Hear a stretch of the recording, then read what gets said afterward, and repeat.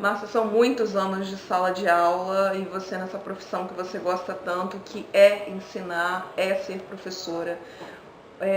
Qual é o papel do educador na nossa sociedade e quais as formas de realmente valorizar esse profissional?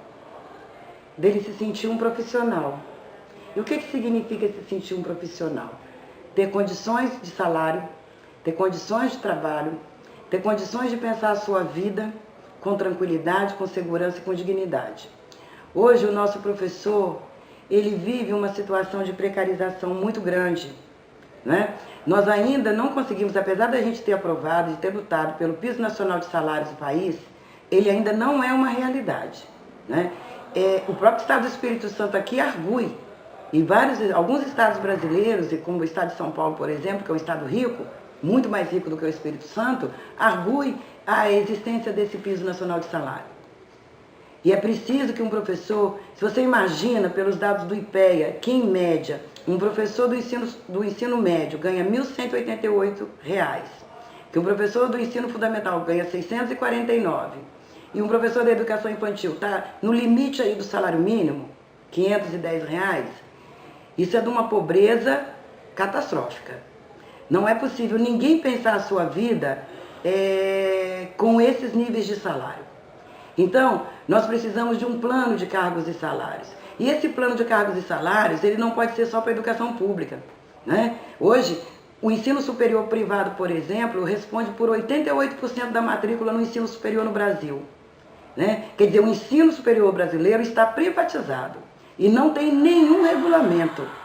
Nós lutamos, alguns anos atrás, né, dentro do Congresso Nacional, através das nossas entidades sindicais e profissionais, nós lutamos por uma regulamentação do ensino superior privado.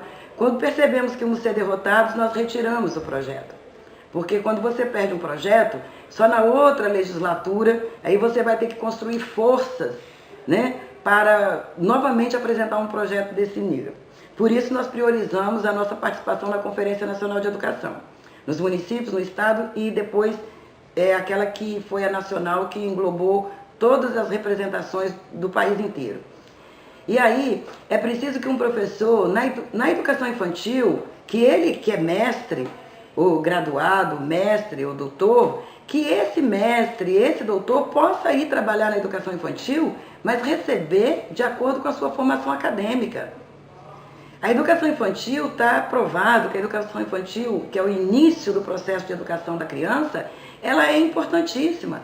E por isso exige um profissional qualificado, bem formado. Agora, no ensino público, esse professor tem a possibilidade de receber de acordo com a sua formação acadêmica. No setor privado, não. Está ganhando pouco mais que um salário mínimo. Esse desafio, então, de um plano de cargos e salários,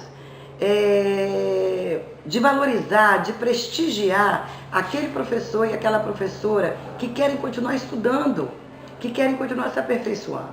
Então, nesse sentido, é fundamental a implantação de um piso, do piso nacional de salários e de um plano de cargos e salários.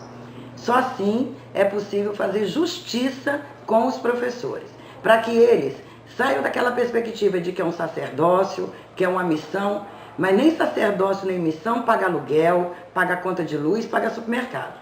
O que paga todas essas contas são os nossos salários.